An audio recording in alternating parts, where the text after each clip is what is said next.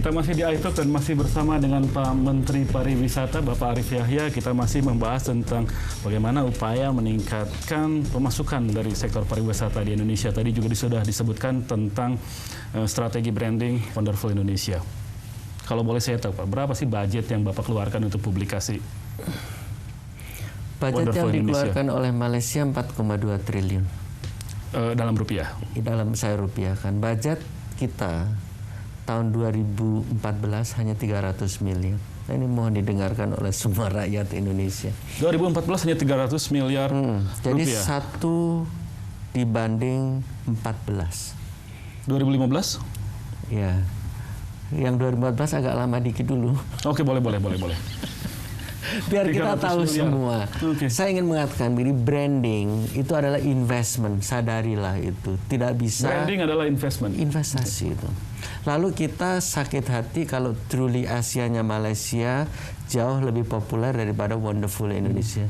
Karena memang Padahal kita, materinya reog Ponorogo gitu. Iya, betul Sama juga. batik ya. Oke. tapi memang kita tidak biayai itu. Maka kita tidak dikenal oleh siapapun. Baru Pak Presiden, saya minta ke Pak Presiden ditambah 2015 ditambah 1 triliun. Baru terasa itu pun sepertiganya masih dibanding Malaysia. Lalu tahun 2015 ditambah lagi oleh beliau menjadi 3 triliun. 70%-nya. Ya udahlah, pasti bisa saya kalahkan dengan cepat. Tapi yang paling penting itu, bisa nggak kita branding dengan 300 miliar? Bisa. Saya ibaratkan gini nih, kalau kita mau sekolah pakai biaya 10 juta bisa nggak? Bisa. Tapi levelnya SD. Iya, Tapi kalau kita punya uang 30 juta levelnya SMP.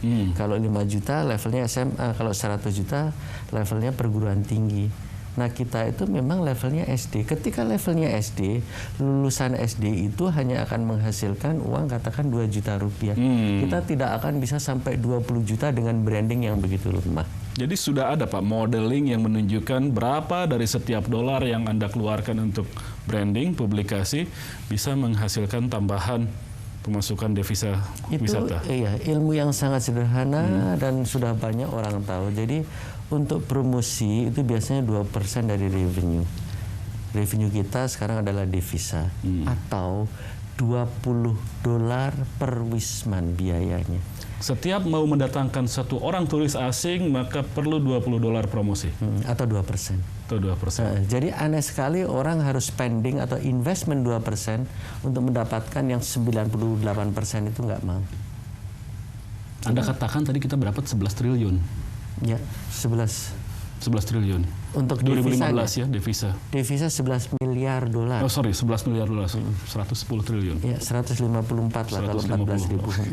154 triliun. Padahal biaya publikasi yang Anda Harusnya kan keluarkan 2%, 300 juta US dollar. 300 juta US dollar. Anda keluarkan hanya 1 triliun di 2015. Jadi sangat kecil dibandingkan dengan pendapatannya. Oke. Lalu kemudian Anda juga tadi sudah mengatakan bahwa kita masih punya hanya 3 destinasi utama yang menghasilkan Bali, Jakarta, dan Batam, Kepri. Ya. Bagaimana mengembangkan yang lain? Ya, jadi kita sudah memutuskan untuk mengembangkan top 10 destinasi. Di luar 3 ini ya? Di luar 3. Bisa disebutkan, Pak? Boleh. Jadi mulai dari barat sampai ke timur. Yang pertama Danau Toba, Sumatera Utara. Yang kedua Tanjung Kelayang, Bilitung, Oke. Laskar Pelangi. Iya, bekas Laskar Pelangi. Yang ketiga Tanjung Lesung, Banten. Yang keempat Pulau Seribu, Jakarta. Oke. Yang kelima Borobudur, Jawa Tengah, Jateng, Jogja. Yang keenam Bromo, Jawa Timur. Yang ketujuh Mandalika, Lombok. Yang kedelapan Pulau Komodo, NTT. Yang ke-9 Wakatobi, Sultra, dan yang terakhir Morotai, Maltara. 10 itu fokus kita. Raja Ampat dan Bunaken belum masuk. Oke. Waktu memilih Wakatobi, 3-tiganya kita consider karena itu satu paket sebenarnya. Oh, baik. Bunaken kondisinya tidak terlalu bagus. Wakatobi lebih siap sudah dibandingkan Raja Ampat sudah lebih siap dibandingkan dengan Wakatobi. Akhirnya kita memilih Wakatobi. Jadi waktu kita putuskan itu contoh bandara di Sorong udah lebih siap. Nah itu maksudnya dari 10 itu apa tahapan-tahapan yang akan Anda lakukan untuk bisa membuat yang 10 ini memang siap bergerak semua? Seperti yang saya katakan 3A paling lemah kita adalah akses. Jadi saya berikan contoh real. Toba. Toba itu dari Kuala Namu, dari Medan ke Toba bisa 7 jam. Turis sudah nggak mau. Lebih dari 2 jam udah nggak mau.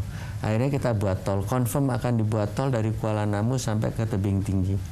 Lalu itu masih 4 jam lah katakan. Tebing Tinggi sampai Siantar akan kita perlebar jalannya. Dari Siantar, Parapat kita perlebar. Yang kedua bandara.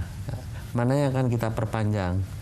Bandara Silangit atau Sibisa sudah diputuskan akan diperpanjang. Tapi poin saya yang akan kita benahi pertama-tama adalah infrastrukturnya. Terutama akses untuk menuju ke sana. Akses untuk menuju ke sana. Baru kita attract investor untuk masuk. Yeah. Jadi saya umumkan sekarang, pemerintah akan invest sekitar 10 triliun di sana untuk infrastruktur. Dan kita membutuhkan 10 triliun lagi bagi investor yang berminat di Toba untuk membangun amenitas. Yang saya katakan tadi, kalau atraksinya... Jadi 10 triliun untuk Toba saja? Untuk Toba saja. Kemudian mengundang investor untuk invest sekitar 10 triliun juga $10 untuk Toba. Dan Anda kira ini akan menghasilkan efek yang sangat luar biasa jika itu semuanya sudah berjalan efektif? Ya, proyeksi kita Toba itu akan meng-attract 1 juta wisman. 1 juta wisman itu berarti $1 miliar. 10 triliun per tahun. Jadi kalau untuk pemerintah itu bisnis yang sangat simpel. Kita invest pemerintah $1 miliar, dapatnya setahun $1 miliar. Dalam setahun sudah? Mana ada bisnis yang seperti itu? Itu Danau Toba saja. Itu namanya pemerintah yang baik hati dan tidak sombong. Sesimpel itu actually. Kalau ini kita masa sih sesimpel itu kan pemerintahan kita ini, negara kita ini udah 70 tahun lebih gitu, maksudnya dulu-dulu nggak bisa melakukan itu, pasti ada hambatan-hambatan. Iya, jadi Pak Presiden udah benar fokusnya sekarang infrastruktur beliau. Karena permasalahan utama kita infrastruktur. Biaya logistik kita 24% dari harga, nggak akan kita bisa compete selama infrastruktur kita seperti sekarang. Biaya logistik kita 24% nih. Dari harga barang.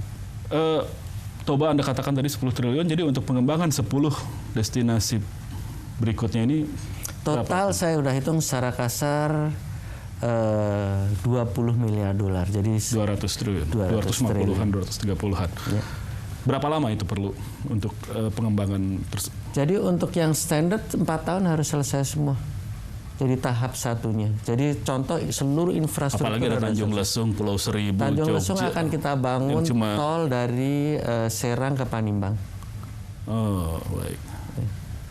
Kalau enggak, kita menuju Tanjung Lesung, Anda tahu Banten ya. Yeah. Itu dari Jakarta sekarang bisa 5 jam. Tapi kalau tol itu jadi kurang dari 2 jam. Dari Jakarta sampai ke Tanjung Lesung bisa sampai 2 jam. Kurang dari 2 jam.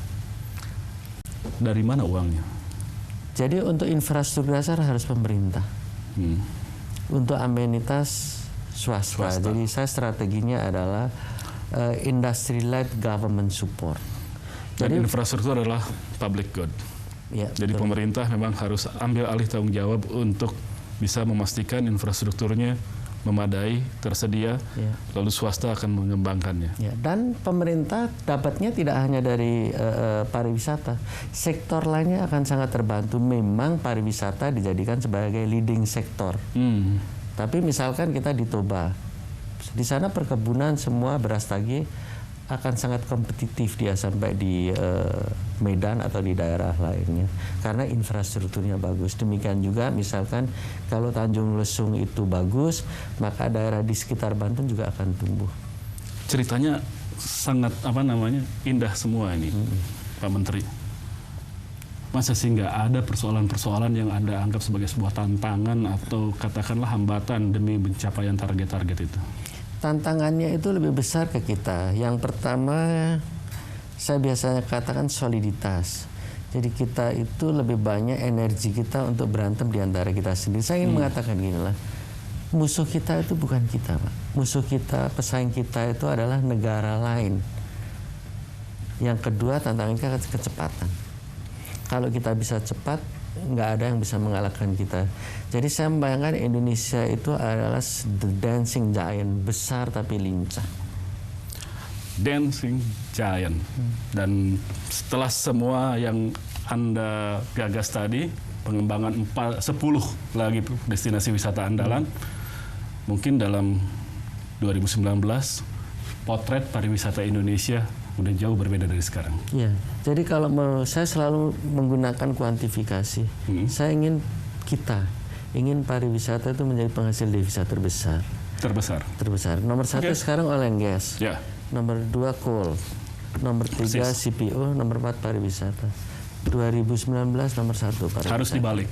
Dan kami semua berharap kepada Anda. Terima kasih Pak Menteri atas informasi yang kami harapkan tentu saja akan bermanfaat bagi kita semua. Dan pemirsa, ada penulis atau novelis Amerika, Ray Bradbury, yang mengatakan bahwa lihatlah dunia.